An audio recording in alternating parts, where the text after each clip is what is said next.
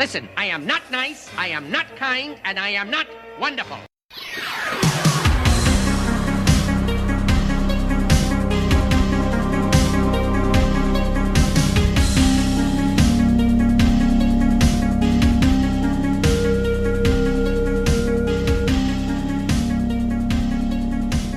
Hello, everybody. Hello, everybody. Gather around. There's a guy named Butcher Pete. Oh, Pete just walked into this town. He's chomping up all that shack meat. Shack meat. It's episode 22 of Shack Out Back, question mark? Yeah, 22 sounds about right. Book club of sorts. Me, Dan, me, Jim, that Dan. We talk about something every week. This week, it be Masters of the Universe Resurrection or Reloaded or Revengeance, whatever the fuck it's called. Revelation. Masters of the Universe Revelation. Before we get into that, every week, Dan, every week, it's the bi-week breakdown. Who wants to go first? Me or you? Go first, you. Me, Jim. Me go first. I guess what I finished playing in the last 2 weeks, because we did an early record last time, and we're doing an early record this time, because I'm going away on the weekend, and we have parties and stuff to go to. Safe You're parties. going away? Yeah, I'm going to Montreal, brother. Oh, yeah. I finished Fallout 3. I finished everything in Fallout 3 on my 360. Let me tell you, every single thing. I think I missed Agatha's get her violin quest, but that was it. Let me tell you, Fallout 3, good game. But Fallout 3 on the Xbox 360, probably like the most unstable game I've ever played on a console. Really? I think it crashed because last time I talked about Fallout 3, I hadn't done a lot of the DLCs and stuff, so I finished Mothership Zeta and Broken Steel and a couple other of the DLCs. I don't remember what they're called. And I think it crashed like 9 or 10 times. Oh, joy. 9 or 10 crashes. They had that on quality assurance and they said 9 or 10 crashes sounds about right. Ship it That's out. the good console version of fucking Fallout 3 too, because the PS3 I assume is just garbage because it barely works. Huh. But yeah. What else I was doing? I watched a Netflix movie, Guess Who's Coming to Dinner, a Sidney Poitier movie. Spencer Tracy. It's an old movie from 1967 about a lady who brings a black man home to meet her parents. Is it funny? Is it like a funny 1960s comedy movie? It's got comedy to it. I think it's more important as to what it was doing rather than the storyline and how good the movie is, because the movie is like good. It's a good, solid ass movie. It's not great. But it's more like white women talking about having sex with black men in 1967 in a movie. Like, that certainly wasn't done before then. I've had sex with copious amounts of black gentlemen. They say things like that. I also watched a lot of old shit the last couple weeks. I watched a bunch of Barbara Stanwyck movies, who is one of my favorite classic Hollywood actresses. I watched Clash by Night. It's her and Marilyn Monroe in like a shitty old seaside town. It's a good movie. Huh. And I've been catching up a lot on How to Survive Camping. Yeah, you were saying that. They're still going like what's the release schedule? I think she'll maybe once every 2 weeks or once every week. That's wild. Because I finished book 3. I read all of book 2 and book 3. I hadn't finished book 3 before, so I finished that. And then I got like halfway through book 4, which isn't published yet, but she's almost finished doing the parts for it. Oh, cool. Radical. And then what else have I been doing? We've been playing Hunt. We've been playing Deep Rock again. I've been playing a little bit of modded New Vegas, which is still very good. I'm trying to do a Legion playthrough because I've still never done a Legion playthrough to completion, so it's like the bad playthrough where you put people into slavery and shit. So that'll be fun. Not too much besides that. What about you, Manuel? I've been playing quite a fair bit of Hunt with you, as well as just on my own with duos and stuff, and I don't play trios with randoms. Duos are difficult enough at times. I finished my first customized Gunpla, fully painted, customized, and all that good stuff. Yeah, tell them about your ordeal with painting. Is it the fumes? You want me to talk about the fumes? I want you to talk about all of it. Okay, so the paint that I chose to use, because when I get into something, in my mind, I'm like, let me get the best thing to get into it. So he goes whole hog. Yeah, I go whole hog, not half hog in it. So I'm like, I looked up the paint and stuff, and I was like, I really like the Mr. Hobby brand tools and stuff, and Mr. Hobby brand stuff. It's just like a huge brand from Japan. And they make a paint called Mr. Color, and I was like, okay, I'll definitely get that. Like, it has fantastic reviews. And I knew it was lacquer paint, but I didn't know the full extent of what lacquer paint was. Like, I did. I knew it was toxic and stuff. Mm-hmm. So I got a bunch of paints. I got, like, the basics, the primaries, and I got the color scheme colors I wanted to do. I painted on... This won't mean anything to you, Jim. I painted a Nope. high-grade customized Leo. So I did that. I saw him. He was a little robot man. He's a little man with a shield. He's nice. But I got that, and then I was like, looking it up, and I was like, okay, well, I need a mask. And I spent like $40 on a mask, and I was like, okay, well, I need like this. I need like nitrile gloves. You're not supposed to get this stuff on your skin. I was like, okay, I need that. I bought that. I was like, okay, I need something to get the paint clean out. I was like, I need paint thinner. I was like, okay, I'll get paint thinner. And then I got hobby grade paint thinner as well as a big, huge can of industrial thinner. That good stuff they put in the wine in Austria. Yeah, let me tell you, it ruins the paint. Like, instantly, it just dissolves and melts away. So it works really well. But, and then I was like, well, how the fuck do I get the paint thinner from the huge jar into the little tiny paint cup?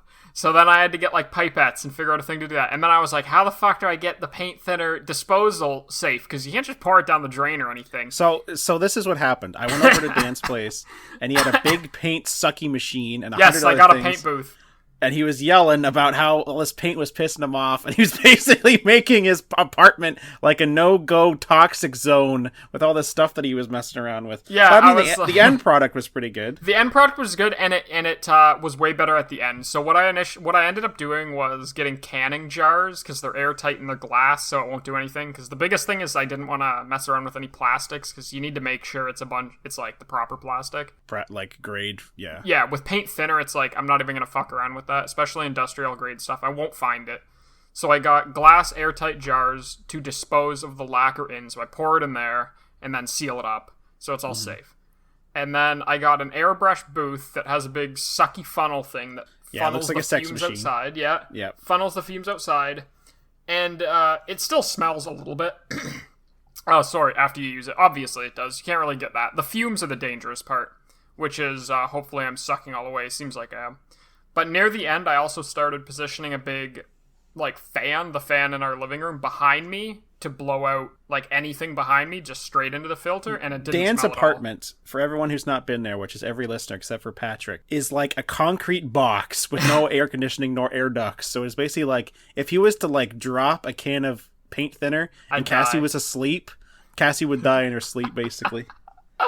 That won't happen. The end result was a really nicely painted, customized figure. I did RX-78-2 white and MS gray and some nice yellow and shined it all up with a gloss coat over the top. It looks very looks really nice. Good. I'm very excited to keep going down my journey of customizing Gunpla. What about games and movies and stuff? You were watching quite a movies. What have I been doing?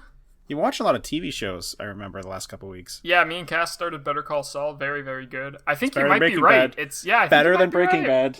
Where I like Breaking Bad a lot, but Better Call Saul, the episodes get my blood boiling. How he's dealt with like Chuck and HHM and shit like that. Here's the thing. I don't like Walt as a character. Didn't like him after the first episode of season 1. And I like Saul, and I like Mike, and I like everyone else in that Mike. show. Yeah, I like Mike a lot. They're much better. They're much more interesting characters to me than Walter White. Because Walter White, to me, was like, oh, this guy's going to be a fucking cock the whole time. And guess what? He was a fucking cock the whole time. I also started watching Gundam Seed. Yes, ladies and gentlemen, I'm watching an anime. Other than that, not too much. We played Cosmic Encounter. Me, you, Cassie, and Pat. We played. That's a good-ass game. A good-ass board game. Yeah, I'd recommend that to everybody. Hey, if anyone listening has an interest in board games, look at Cosmic Encounter. It's fun as hell. Me and Pat won.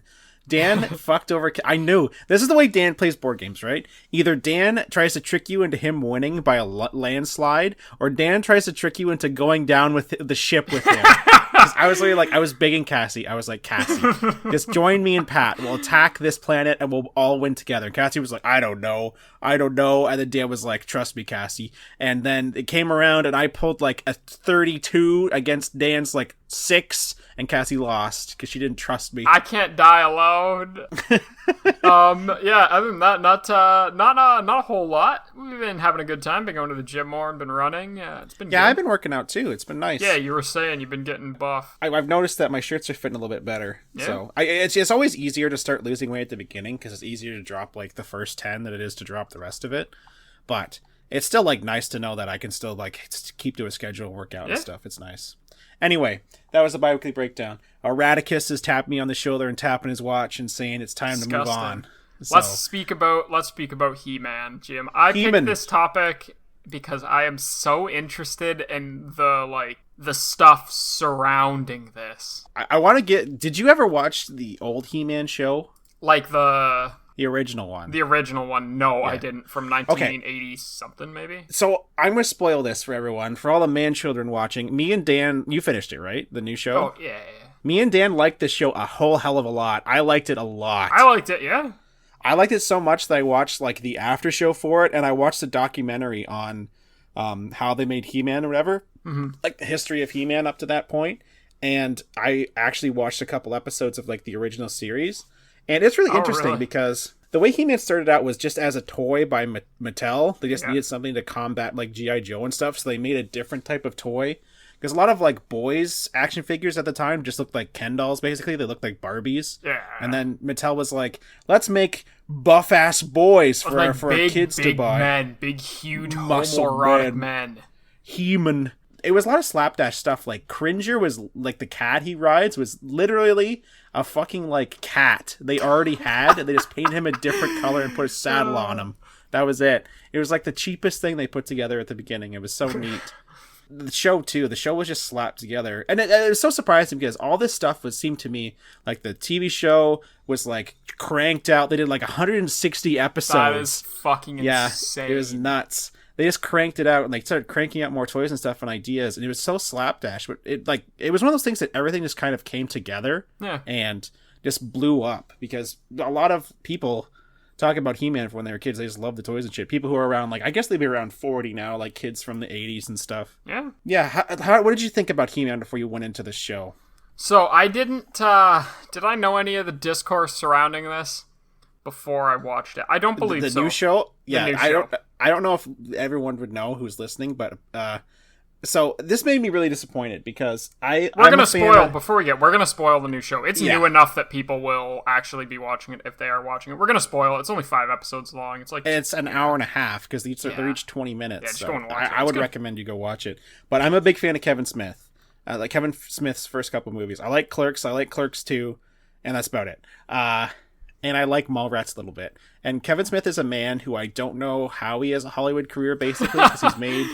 Well, this isn't me trying to be funny, because he's basically made like 2 good movies and 1 good-ish movie, and the rest of them have been like awful. Like Tusk is awful. Tusk is cool. Yoga Hosers awful. That movie with Ben Affleck with a kid, that movie's horrible. He's made like a lot of shitty movies, but he was producing this, and he was the one who hosted the after show for it. I'm like, oh, fucking good for Kevin Smith. He's making something actually good. My God. I guess the man boys didn't like that. So you want to bring that into it a bit, Dan? The man-children problem? 1,000,000%. Okay. So this movie follows, I can see a tiny, tiny, tiny little bit of why people would be annoyed. If you were like a diehard He-Man fan, all the trailers and stuff made it, this is going to be the reboot. This is going to be a big new show, big animation budget. It looks great. Looks amazing. Looks awesome.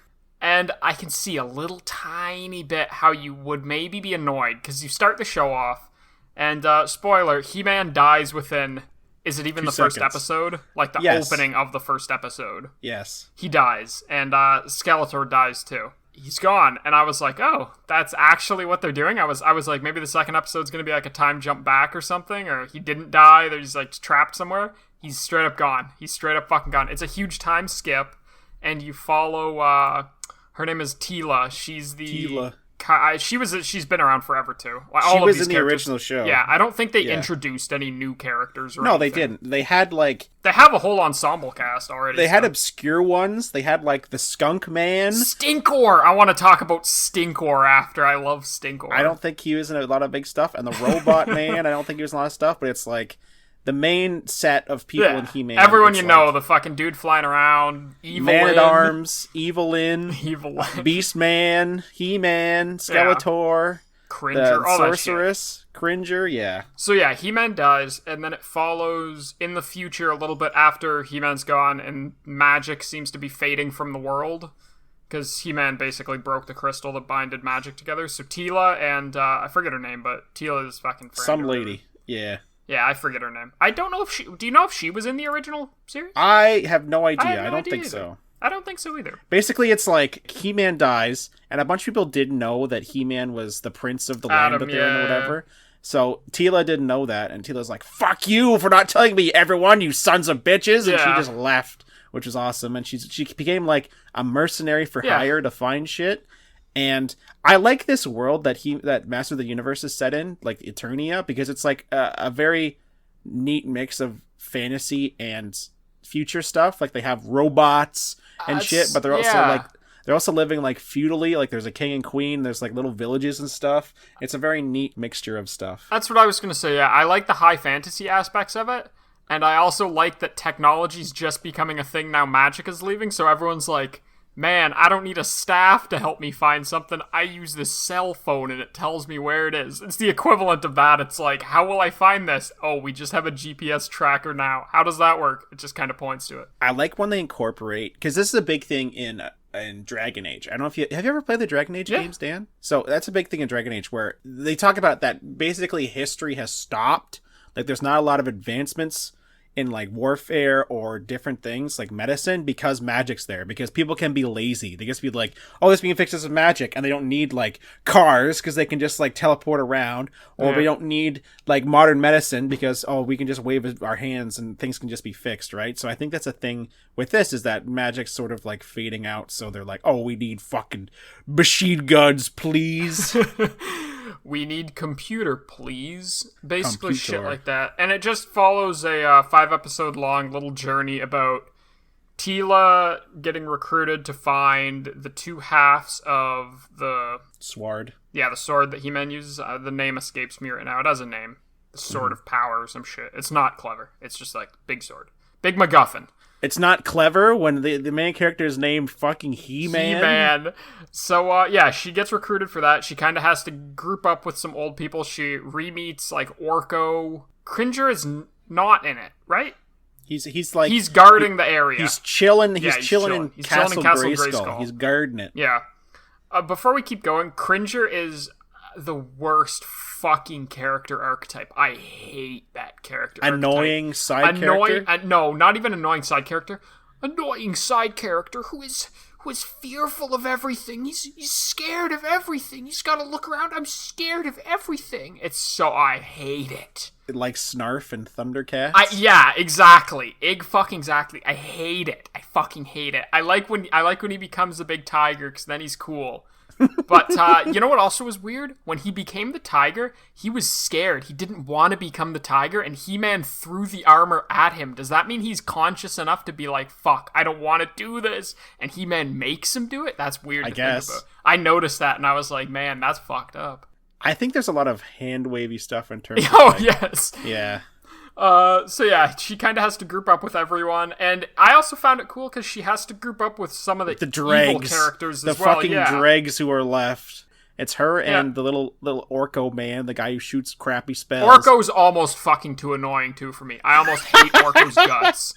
And Evil Lyn and Beast Man, and they all group up, and they're like, I don't know. Yeah.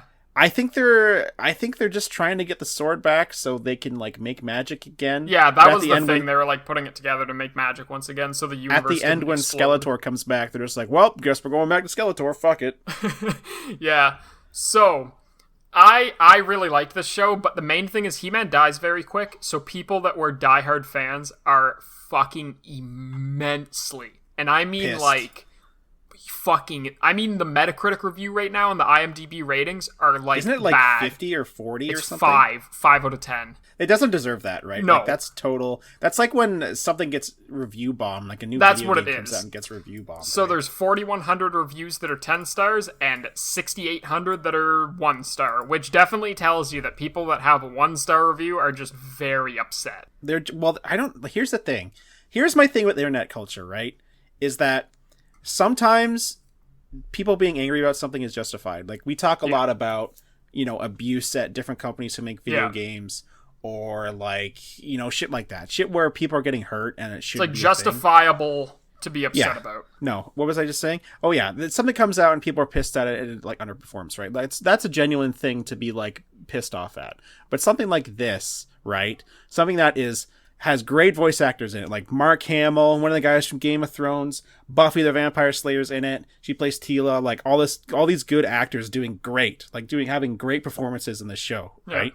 And beautiful animation great and animation. matte paintings. That was my favorite part of the show, is that the original show, the only great thing about it was it had great matte paintings, like the backgrounds and stuff, and this show had it too. They were awesome.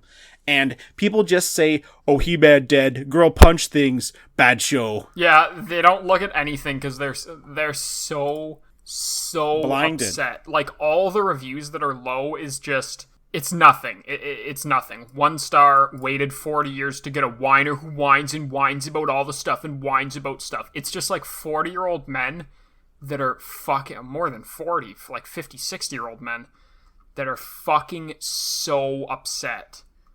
Stupid man babies. It's just mental. Like, I can kind of get it a little bit. You're upset because you wanted a He-Man show. I don't get it, right? Because, like, to me, if something... See, I was thinking about this, because we talked about Hellboy before, and I always said that Hellboy is that thing that I'm just so in love with, right? Hellboy does die. Like, there are other characters in Hellboy. There are women who, like, light things on fire and punch things. Jim, and people have to go... Women in my book? Women? Disgusting. Other people have to save Hellboy all the time, right? And if they made a Hellboy show and it was set, like, after Hellboy left the BPRD and it was just about, like, the dudes who were left behind, like Abe and shit, it was called the I'd be Dude fine Squad. with that. The Dude Squad. The BPRD Dude Squad. That had a big poster in the front of the BPRD that said, "No girls allowed." Like, what were they expecting when the show came back? Did they expect just... They wanted a retelling. That's from what I gather. Like, I am not a He-Man connoisseur, but it seems like I consider myself a smart guy. I can make informed decisions. Yeah, informed decisions and shit. Informed inclinations. It seems like they wanted a retelling of He-Man, or like a Why? reboot to try and get it going. Because why would they want that? What the fuck is the point of that? Yeah, I know. What they did was they were like, okay, we're going to continue the story, right? They wanted to continue the story of He-Man. So it's like, it has all these callbacks, right? It has Stinkor and like all this other fucking shit that people who love the toys and like show as a kid. It. You'd be like, that's you'd be like, oh fuck, that's cool as hell. Like, right?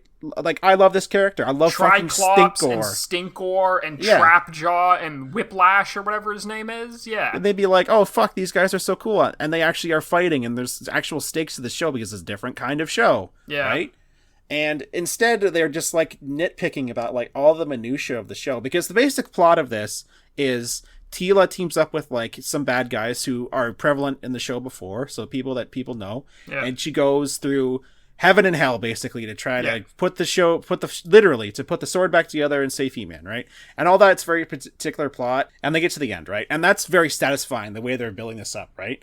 And I knew at the end something weird was going to happen, because people wouldn't shut the fuck up about the show. So you say what happens at the end that people are absolutely fucking pissed off about. I think it was funny. I think it was great. So at the end, they gather the two pieces. They go to heaven, basically, and they meet Adam, Prince Adam. He-Man. Yeah. And he's pretty much like, man, I'm just chilling. Like, I died. I'm just kind of hanging out here. He's literally in Valhalla. Yeah. And so long story short, they make the sword. They go back. They reforge the sword. And he comes with them. He finds a way to get back to the living world. He gives up being in heaven. He can never go back to heaven when he dies. And they literally say, Mossman literally says in the show, there is no fucking heaven for regular people. He says that. You just die. You just die. You stop existing. Yeah, he says there is no afterlife, basically, for everyone else who is not, like, a master of the universe. Get nay-nayed on everyone else. Yeah, enjoy your oblivion, fuckwits. So he is essentially, for all intents and purposes, he's alive again. Yes. And instantly, and I mean instantly, he picks up the sword that they just made, and he's like, I have the and he gets stabbed in the chest by Skeletor, who's also come out. His soul was in Evelyn's staff when the world collapsed and the fucking gem blew up. Instantly, He-Man gets stabbed, and he goes down, and everyone's like, yikes. And then Skeletor grabs the sword and finishes it. And I don't know if this has ever happened in any shows or movies, but it's cool. It's a cool thought. No, Skeletor grabs the sword. Skeletor has never won. Yeah. he grabs the sword and he finishes the saying because he's like, well, if Adam doesn't have any powers and it's all in the sword, why don't I just finish saying it with the sword? So he just finishes saying it, and then he turns into even buffer Skeletor. Ultra Skeletor? I don't know what you'd call it. Skeletor with like He-Man armor and shit, and he's like looming over the castle, and that's the end of the season. So Adam is dead fully. Like, well, we don't know see him die. Yeah, I don't know how he would live, but yes, you are true. I don't know what you thought, but I thought that was fucking cool as hell. Okay, so I'm all about this. I feel like even if I was a He-Man fan, I would still think this is cool, because I'm not a stupid idiot. I think it was rad, yeah. I'm not a stupid idiot that writes reviews and says, feminist version of He-Man, worst He-Man, He-Woman, and Photoshop Jim. Did I tell you I saw Photoshopped pictures of Teela with her hair removed so she had a buzz cut and more masculine features? Did I tell you that? Here's the thing, horrible. Everyone listening right now, I want you to go to YouTube and type in Masters of the Universe Revelation, and you will see hundreds. Don't do it. Hundreds of videos of fucking man babies screaming. Like, actually, like, on the verge of tears. Actually freaking the fuck out. And when I say man babies, I mean, like grown I don't men. know. Like, grown fucking men with kids. You know, I'm in my mid-20s. I'm an adult man. You're in your early 20s. You're an adult man. I don't think I could see myself doing that. Oh, like, Christ, I might have done that when I was, like, 8 or 9. But I don't think I'd ever do that about anything. Like, even last time we talked about Hellboy 2019, I don't want to watch that movie. I think it's bad. But, like, I'm not screaming about it through my YouTube channel.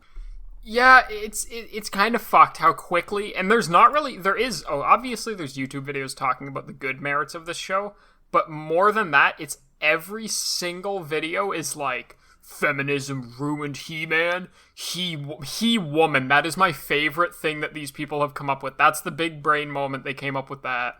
Here's the thing, that YouTube just, supports that type of content, right? Because I only typed in Masters of the Universe Revelation, right? I didn't click on anything. I didn't watch a single video.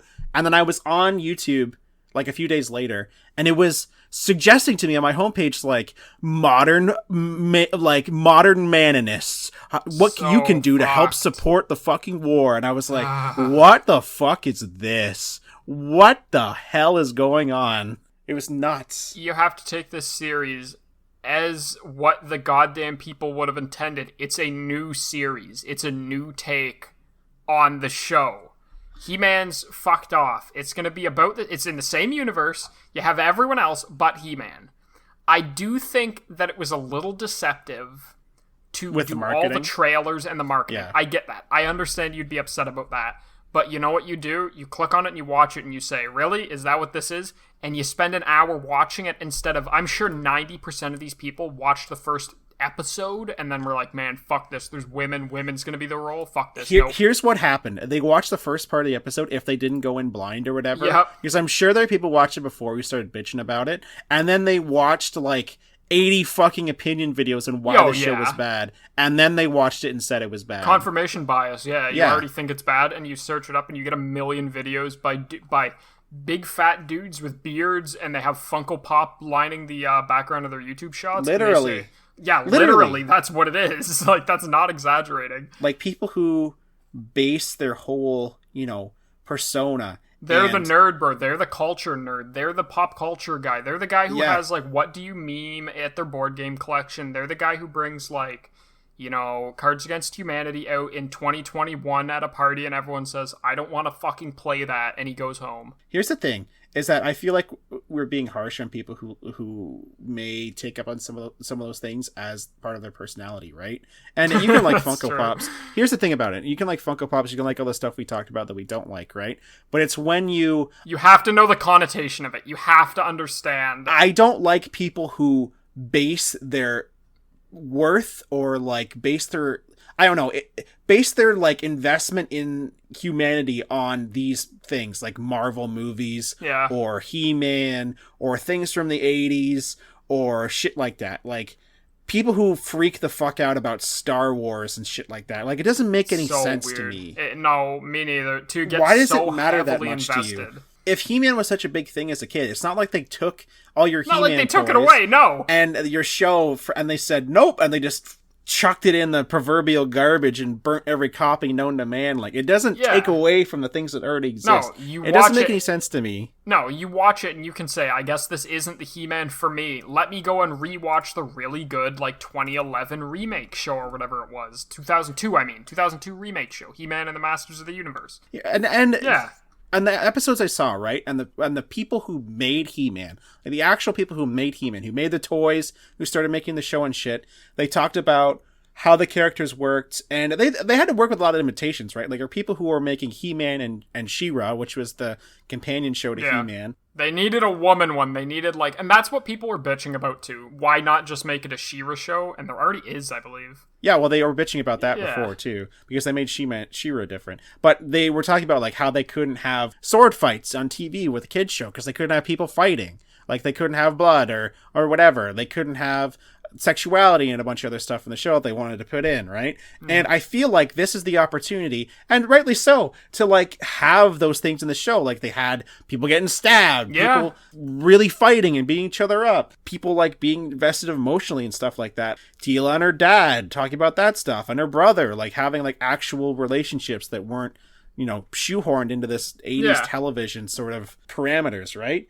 And it just, there was so much effort and fucking shit put in the show. And for people to just be like, oh, it's garbage because He-Man dies. Like, fuck you. Like, I know. Like, kiss my ass. Actually, fuck you. If your review contains anything, if your main point of your review is He-Man dead, there's a woman, your opinion is invalid. Your opinion is completely invalid. And here's the thing, too. Here's the insidious thing, because here's me tooting this horn again. I was in fucking university for politics, and you always hear this shit of people making straw man arguments about, like, people assuming things, right? Because they'll say, like, oh, the left is like this, or people are like this or that, and they always assume, because so when people go through the show, right, and they have this preconceived notion that this show is bad already because they changed things and took a different approach with it, they'll nitpick, right? It's like CinemaSins. They'll be like, ding this, ding that, and it's like fucking garbage. I hate that CinemaSins, that stuff that started. I've learned to hate CinemaSins over the years. CinemaSins is the worst thing that has happened to film criticism.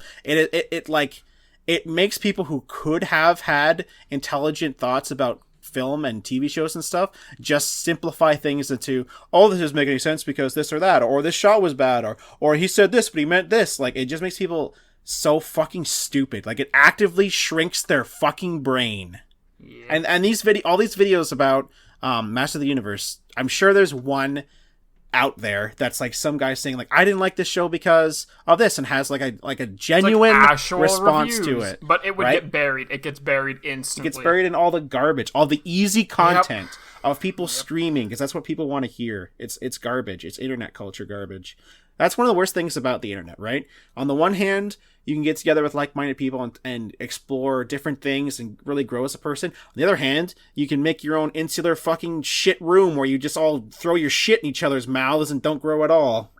I choose that option, Jim. I choose the option where my He-Man figurines and my He-Man Funko Pops line the wall, and it's like my own purgatory. Yeah, that's what it is. It's these people who don't want to change. It's this whole revival of culture, right? Because people think there are no new ideas in media, right? Yeah. There are tons of new fucking ideas. Well, they try and do a new thing, and this is and then what it happens. Just gets thrown out, right?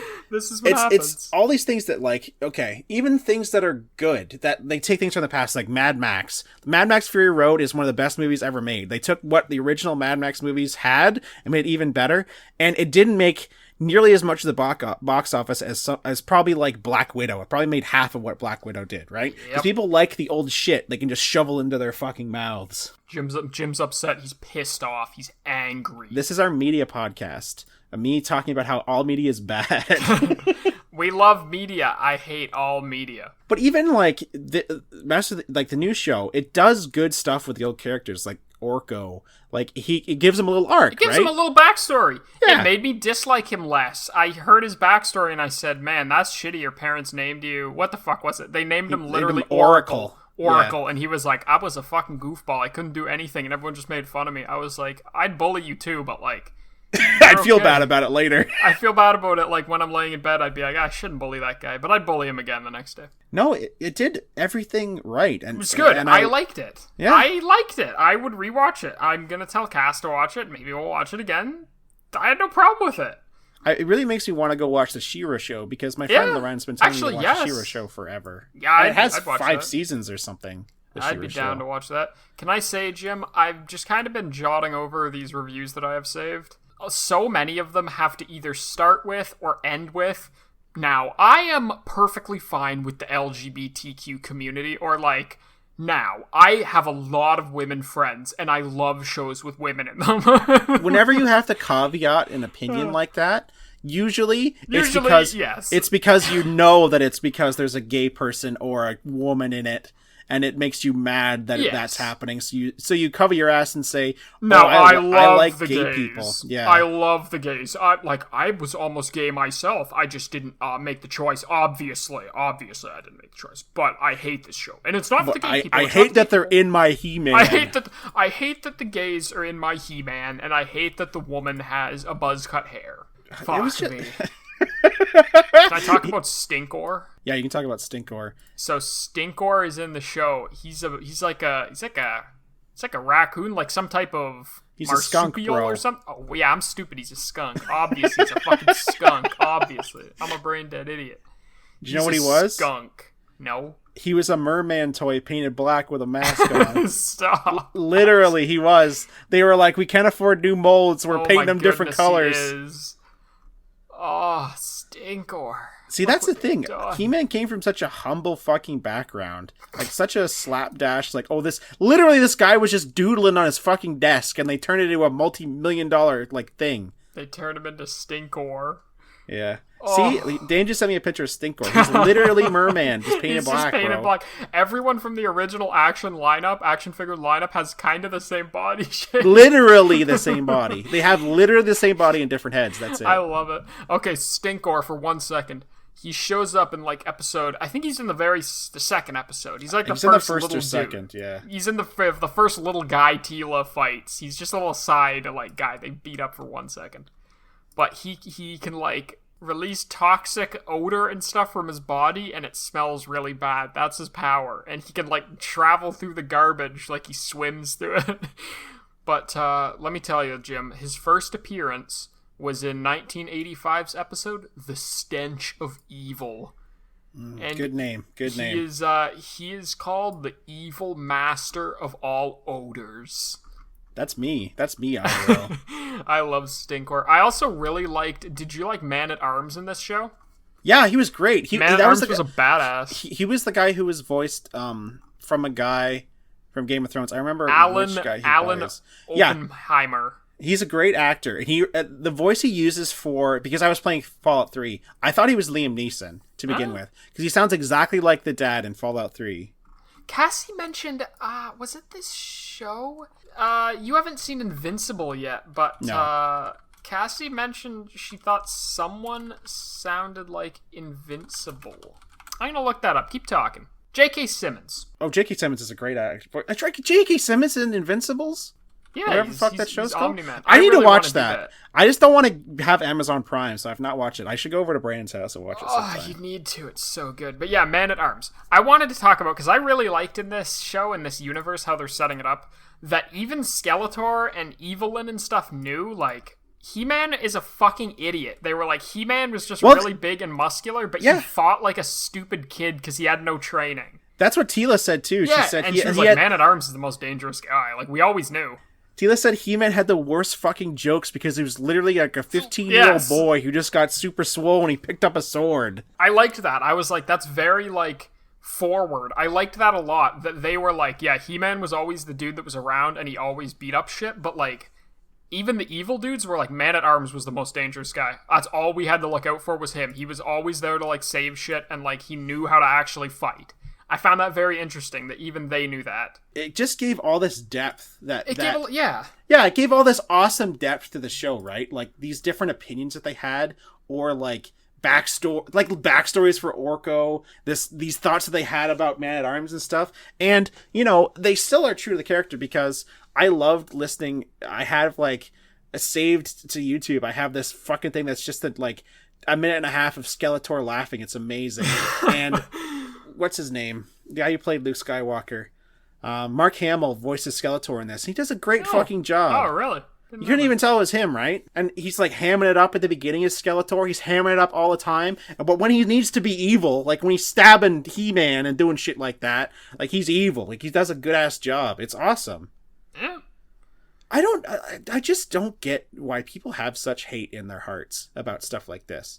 I've always been that way. I've always felt like, this is me tooting my own horn, but I always felt like I'm a compassionate person. It just doesn't gel with me when people have this vitriolic response to shit like this. Especially TV shows, who gives a fuck? Yeah, I know. Just like stuff, and if it's not for you, it's not. Don't for watch you. it. This show has been so popular, and the reviews mean nothing. At the end of the day, the reviews mean nothing. I guarantee they're making a second season. Every one of those fucking YouTube videos that I saw, the thumbnail was always Kevin Smith's career it's him ruined. crying. It'll be a thumbnail picture of Kevin Smith crying. He didn't die from Tusk. He didn't die from yoga hosers. He ain't dying from this. And I hope he made more stuff like this, because this was great. Yeah. And Kevin Smith is a talented man. He just smokes too much fucking weed. He posts a lot of pictures of him crying on Twitter. Did you know that?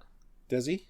He posts a lot of pictures. It'll be a picture of his face and him crying, and he's it'll be some shit just saw the new Coca-Cola trailer. So sad, could not stop crying. And I think Kevin Smith is a man, because I've read his book. I think he's a man who comes from the same stock as these people making these videos, where he gets very invested in things. And he's very a fly by your seat of your pants kind of man. He's made a lot of, I wouldn't say enemies, but he's broken a lot of bridges in Hollywood just because he says what he thinks.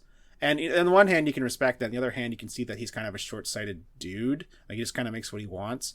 But I mean, if it's working and he's still in the industry, I guess something's right. Do you know it was decided he had the worst tweet ever tweeted? Really? Look it up. Look up Kevin Smith worst tweet. We'll give it a little second here. Kevin Smith worst tweet? I wonder if I've seen it, but I just don't know. Read it for the class, Dan. Oh God, which one is it?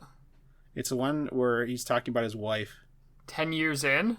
Yeah, that one. Read that for the class. 10 years was posted on July 9th, 2009. What the fuck? 10 years in and we bone like we're cheating on each other with each other. A decade plus? Oh my God. I don't want to read that. Read the rest of it. Do it. You already started it. A decade plus and her clit brown taint area pones my dick. What the fuck, bro? See, he tweeted that, and he still has a career. Nothing's bringing down. They should have referenced that in the new He-Man show. They should have referenced that tweet. Nothing's bringing Kevin Smith down. He's like the reverse Hindenburg. He's like the he only goes higher. He only goes higher every time you try to burn him down. Okay, I think I'm about done. That's my opinions. My opinion is go watch the show. If you're an open-minded person, if you're just a person who like good stuff. If you just like good animation and good fucking kid shows, that's the thing I came away with this, right? I was like, I'm going to watch one episode. And I watched the whole thing in one sitting. Yeah, and at the end, I was like, if I had kid shows like this when I was a kid, it would be fucking utopia. I would never stop watching television. I'd be dead at 7 years old. Glorious death. Holy fuck. Yeah. Is that your final thing? Just go watch it? I think that'd be mine too. Don't watch those videos. Yes, for the love of God. Don't even watch them to see how they are. You're just giving into the view count and making them be recommended. Just because those YouTube channels, I forget what's the one that was making a bunch of videos. Yeah, Brandon's talked about it. He's a fucking idiot. I hate his He's guts. like cancer. He's like the worst fucking thing on YouTube. He exists to be a shitty person. He exists to just spew hatred in the world. I truly believe if he wasn't around, the internet would be better. So if you want to aid and abet the degeneration of our culture, you can support that guy. Subscribe to the Quartering if you do, yes. But if you're a dude, like if you're older, like if you're in your 30s or 40s and you grew up with like your brother's toys who was older, or if you grew up with He-Man and you don't know anything about the show and you're like, oh, maybe I'll watch it, just watch and keep an open mind. If you like good television, you'll probably like this. Yeah. It makes me sad. I hope they make a second season because I'd watch the fuck out of it. Oh, they will. 100%. Yeah, if you like the gays, watch this show. If you like women, if you like any type of I like woman, gays and the women, so let's fucking watch it. We'll both sit down and watch it. Jim, right. Tell me. I have no clue. I'm gonna hand over Radicus to you. I put him in his baby Bjorn, so I hope you'll bounce him around a little, give his little red nose a tug. I love that. I fucking decided that Radicus is in the shack with us. I'm nailing the board shut. You know what I think I'm going to pick? What is it? I'm going to surprise you, Dan. Because, this is a book club podcast of sorts. Well, next week, it's going to be a book club of yes. It's going to be a book club. Because I'm picking 15 dogs. Oh, okie dokie. Did you get it, or did you find a way to read it? Because I borrowed it from my friend Jaden like a month and a half ago, and I have not read it. 15 Dogs is a huge, big brain book. I'm excited to look at it. I believe it won a prize. It's written in Toronto. Yeah, it's only it's less than 150 pages or something. Yeah, it's like 170 pages. It's a small book. It's a teeny ass book. I could probably read it. Like, I'm going to Montreal, so I could probably just read it on the bus ride there, and I just read the whole thing. I'm excited. I've been reading a lot more lately. Like, I read those How to Survive Camping books, and I'm reading Lonesome Dove right now, which is a big old cowboy book that's like 1,300 pages or something. Big old cowboy book. I've been reading quite a bit too. I've been getting really, really deep into An Orchestra of Minorities. Very good book. Have you still reading that? How long is it? It's only like 500 pages, but I'm not a fast reader or anything. I just read before bed if I remember to. But lately, I've read like 100 pages in a week. So I'm the kind of person who just like blares through it, and I'm a fast reader too. But I had to be to get through university. Yeah. So.